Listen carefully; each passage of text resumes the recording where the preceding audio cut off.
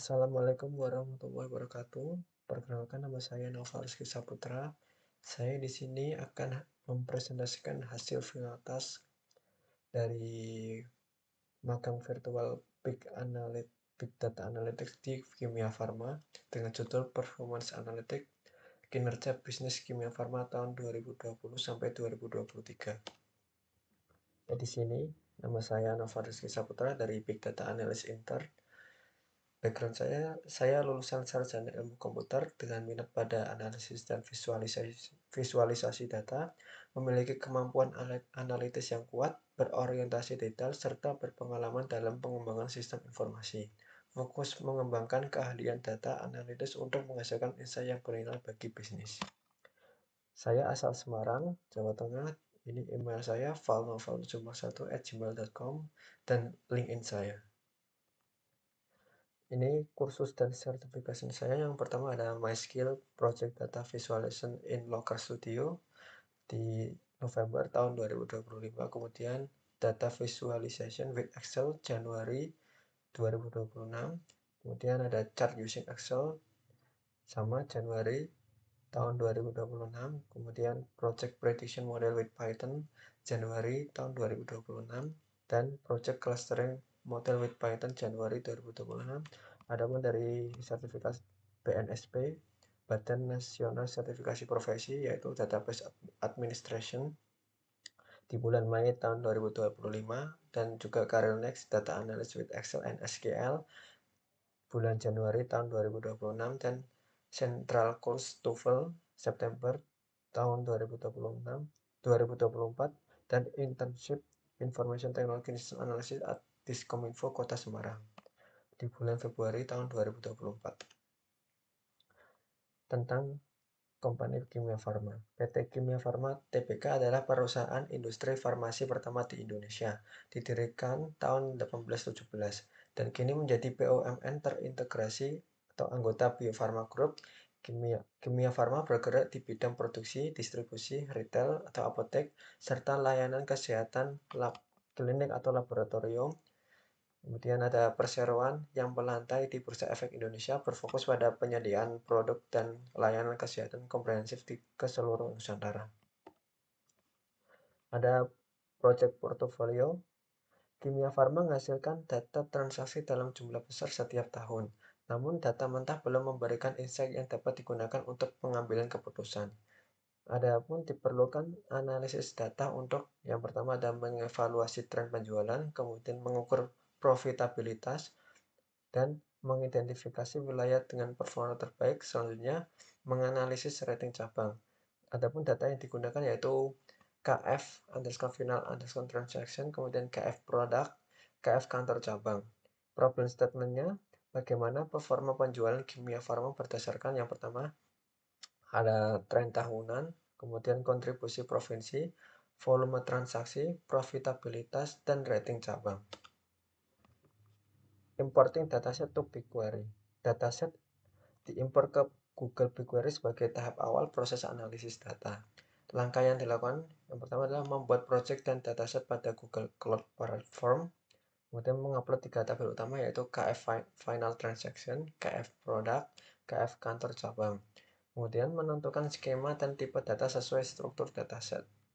Dan yang terakhir melakukan validasi jumlah baris dan pengecekan null value. Tujuan tahap ini adalah memastikan data siap diproses menggunakan SQL untuk membentuk tabel analisa utama. Seperti ini gambarnya. Untuk membuat tabel ada di sini. Kemudian upload file CSV yang sudah di-download. Kemudian ada tabel analisa. Pada tahap ini dilakukan proses transformasi dan penggabungan data untuk membentuk tabel analisa utama atau KF Analysis.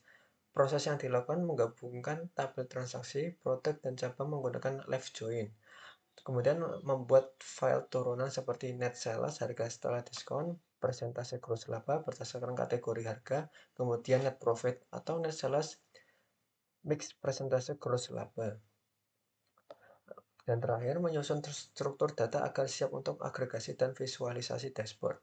Tujuan tahap ini adalah menyederhanakan proses analisa analisis sehingga perhitungan tidak perlu dilakukan berulang pada dashboard. Pada tahap ini saya melakukan left join untuk menggabungkan ketiga tabel. Saya juga membuat file turun seperti net sales, net profit menggunakan logika Caswell untuk menentukan persentase gross laba berdasarkan rentang harga. Seperti ini. Ada kondisi Caswell.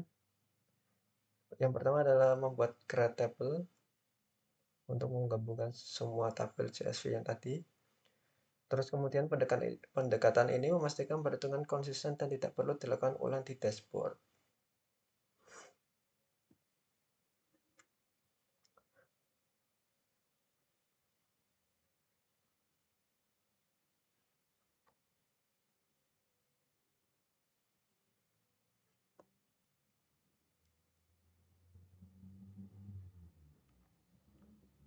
Kemudian ada BigQuery syntax. Proses analisis dilakukan menggunakan SQL di Google BigQuery dengan pendekatan berikut. Menggunakan left join untuk menggabungkan data transaksi dengan data produk dan cabang, menggunakan cash win untuk menentukan persentase gross laba berdasarkan rentang harga, kemudian menghitung net sales harga dikurang harga kali diskon, kemudian profit sama dengan net sales kali persentase gross laba. Terus membuat tabel analisa final menggunakan create or replace table. Kemudian pendekatan ini memastikan perhitungan metrik konsisten, query efisien dan terstruktur. Data siap digunakan untuk dashboard visualisasi.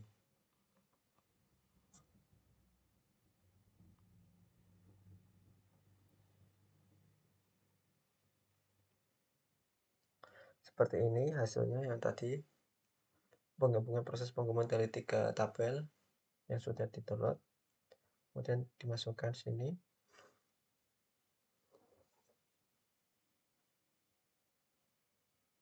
Seluruh bisnis logic ditempatkan di layar query sehingga dashboard hanya berfungsi sebagai visualisasi. Kemudian ada dashboard performance analytic, visualisasi kinerja penjualan. Dashboard dikembangkan menggunakan Looker Studio untuk memvisualisasikan performa bisnis kimia farma secara interaktif. Dashboard menampilkan total revenue, kemudian total profit, total transaksi, rata-rata rating, trend revenue tahun 2020 sampai 2023, kemudian top 10 provinsi berdasarkan total sales, distribusi profit secara geografis, dan yang terakhir ada analisis perbandingan rating cabang dan rating transaksi. Dashboard ini memungkinkan monitoring performa bisnis secara real-time dan membantu mengidentifikasi wilayah dengan kontribusi tertinggi. Seperti ini. Yang pertama ada performance analytic kimia farma. Dashboard ini menampilkan key performance indicator atau KPI utama seperti total revenue, total profit, kemudian total transaksi, dan rating cabang. Adapun yaitu yearly review analysis trend grafik seperti ini dengan dimensi date dengan metrik net sales tergolong signifikan untuk tahun 2020 sampai 2023 dengan peningkatan signifikan. Adapun top 10 provinsi by total sales, yang pertama ada Jawa Barat dengan total penjualan 96 miliar 869.594.875 rupiah. Dengan Sumatera Utara yang kedua, kemudian Jawa Tengah, Jawa Timur, Sulawesi Utara, Sumatera Barat, Aceh, Nusa Tenggara Barat, Kalimantan Timur, dan Riau. Untuk top 10 provinsi by transaction volume, yang pertama ada Jawa Barat dengan total transaksi 198.723, Sumatera Utara dengan total 48.178, kemudian yang ketiga Jawa Tengah, Jawa Timur, Sulawesi Utara, Sumatera Barat, Aceh, Nusa Tenggara Barat, Kalimantan Timur, dan yang terakhir adalah Riau. Dengan total transaksi 19.607. Adapun branch analysis high branch rating versus low transaction rating. Adapun Jawa Barat, Kota Subang dengan rating 4.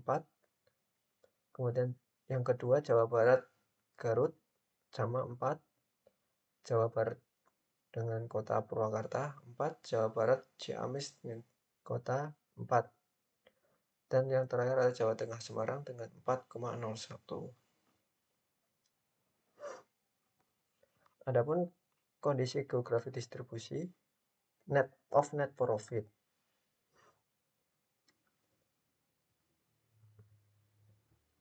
Seperti di sini terlihat dengan kolom lokasi provinsi. Kemudian ada dimensi rentang tanggal date. Untuk ukurannya ada net profit dan metrik warna net profit.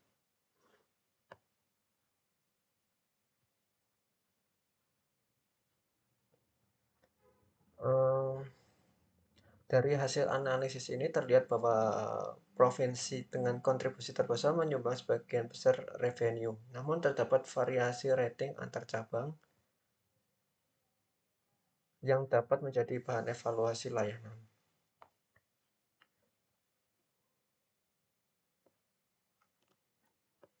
Tadi sudah saya tampilkan dengan dashboard seperti ini di Looker Studio.